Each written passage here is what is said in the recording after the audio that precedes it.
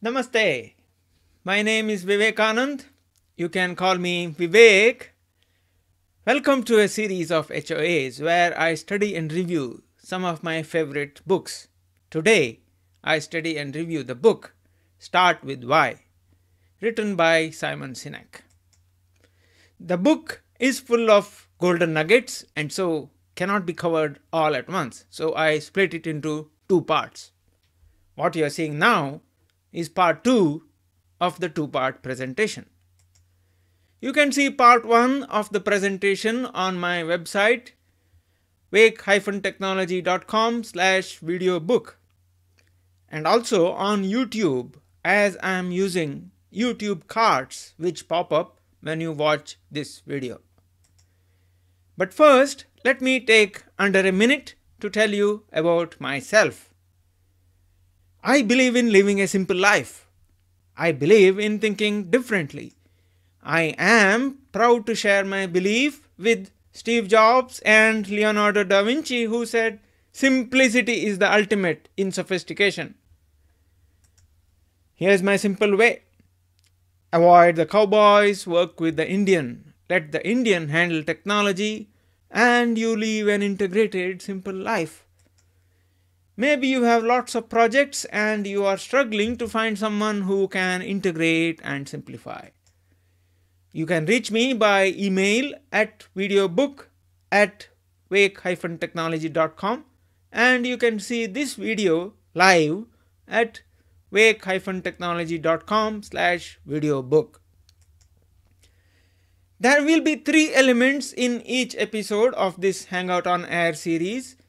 Presentation, which you are seeing now, live discussion, which would soon follow, engagement. I shall engage in conversation with the audience who put comments on the event page or on YouTube. Now, before I proceed further, let me answer the question, why am I doing this? As you may already know, Integrate, Simplify Life is my tagline. With study and review of works by inspirational people, I hope to inspire those who visit my website to integrate, simplify life. My aim is to provide value to every visitor to my website. I covered the first 3 sections of the book in part 1 of this 2-part presentation. Here is that part of the mind map. Today, in this second part, I shall cover the remaining 3 sections as shown on this mind map. So I start with section 4 of this book. It is entitled How to Rally Those Who Believe.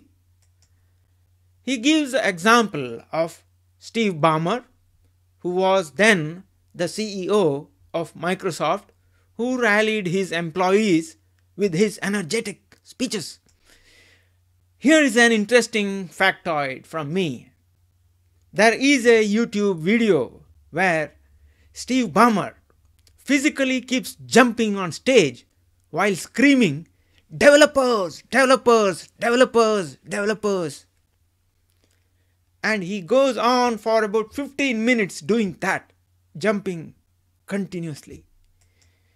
It is quite amusing to watch the CEO of the biggest software company on earth doing that. But Steve Ballmer is very creative.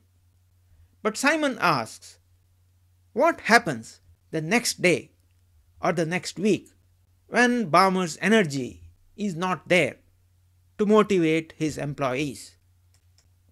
Bill Gates, on the other hand, is not the most energetic public speaker, but he inspires people. Those who know why need those who know how. Most people in the world are how types. To alter the course of any industry, a very special and rare partnership between those who know why and those who know how is required. The why exists in the part of the brain that controls feelings and decision making, but not language. What's exist in the part of the brain that controls rational thought and language, but not necessarily decision making. The leader sitting at the top of the organization is the inspiration, the symbol of the reason we do what we do. The leader represents the emotional limbic brain. What the company says or does represents the rational thought and language of the neocortex. In a chapter entitled "Communication is not about speaking, it's about listening," Simon explains what he calls the celery test. Imagine going to a dinner party for business people. You are likely to receive lots of advice about what worked for them. Since it is a dinner party, some successful business owner might say that their success is down to availability of free M&Ms and Oreo cookies for their employees. Some may talk about healthy living and availability of free salads and celery for their employees.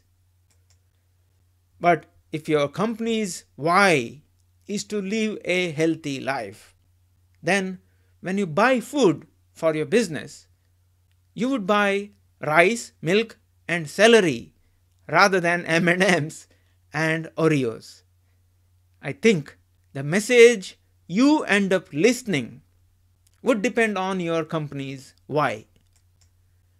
The fifth part of his book is entitled "The Biggest Challenge is Success."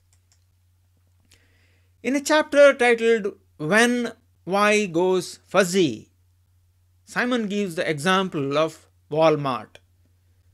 Sam Walton believed that if he looked after people, people would look after him. Walmart was what Walton built to serve his fellow human beings. Service was his higher cause. The problem was, his cause was not clearly handed down. In the post-Sam era, Walmart confused itself. They confused why it existed with how it did business. They traded the inspiring cause of serving people for a manipulation. Their driving motivation became all about cheap. Simon says, when the why goes, what is all you'll have left. Part 6 is titled "Discover Why." In a chapter titled "The Origins of Why," he says that before an arrow can gain any power or achieve any impact, it must be pulled backwards 180 degrees away from the target. The why derives its power from the past. The why does not come from looking ahead at what you want to achieve. The why does not come by figuring out an appropriate strategy to get there. It's not born out of any market research. It does not come from extensive interviews with customers or even employees. It comes from looking in the opposite direction from where you are now. Finding why is a process of discovery, not invention. In the last chapter of his book, Simon says, if you follow your why, then others will follow you. When you compete against everyone else, no one wants to help you. But when you compete against yourself, everyone would help you.